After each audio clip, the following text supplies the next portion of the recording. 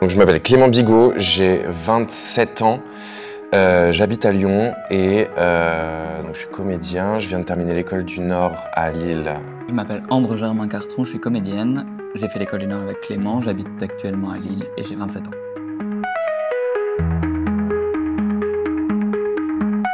C'est la version longue et le retravail d'une espèce de performance qu'on a faite pendant l'école, pendant un stage avec, en l'occurrence, Lorraine de Sagazan. On bossait sur la justice et on devait faire le procès théâtral de quelque chose dans le réel qui ne relevait pas de la justice telle qu'elle est.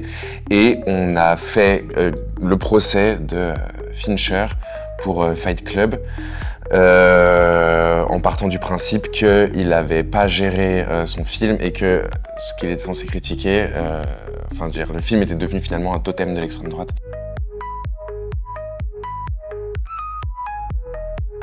Il y a quelque chose d'extrêmement didactique dans les médias et la consommation de médias masculinistes, c'est-à-dire c'est vraiment souvent un homme qui parle à d'autres hommes en leur expliquant les choses.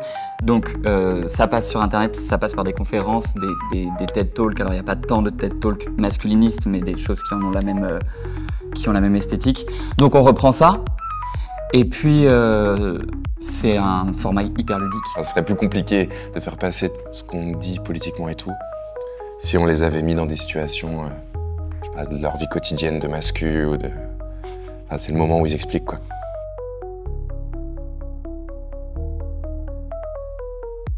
Il n'y a aucun monde où ils ne se rendraient pas compte qu'on les ridiculise. Je pense qu'ils haïraient. Peut-être j'aurais un peu peur de me faire péta. Mais ouais, c'est ce que je pensais aussi. Je me suis demandé, je pense qu'ils auraient envie de nous taper. Mais sinon, il y a aussi, je pense qu'ils prendraient des cours de jeu.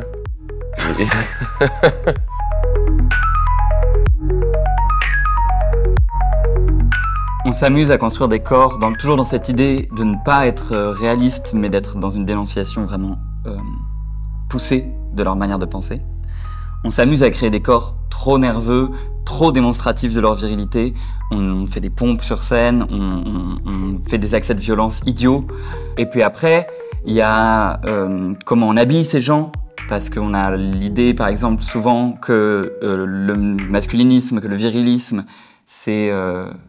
Les clichés qu'on en a sont souvent des clichés au final assez classistes, donc c'est aussi important pour nous de montrer qu'ils ont des corps de bourgeois et qu'ils savent très bien qui ils sont et que c'est pas des gens perdus, quoi. C'est des gens qui font mal volontairement.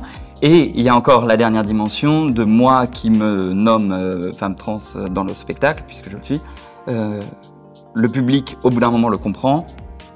Et donc il y a le ludisme pour le public, de me voir faire des pompes, rager, avoir des yeux fous et crier sur les gens qui ne sont pas assez virils alors qu'ils ont très bien compris que j'incarnais dans mon être la totale inverse de ça.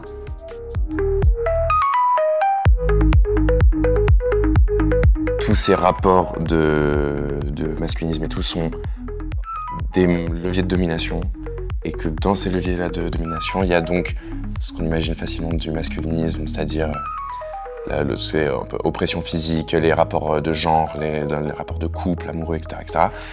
Et il y a aussi notamment le côté de s'enrichir, et vraiment l'objectif d'être riche. On peut pas se dire, c'est des gens qui se font leur beurre sur le masculinisme.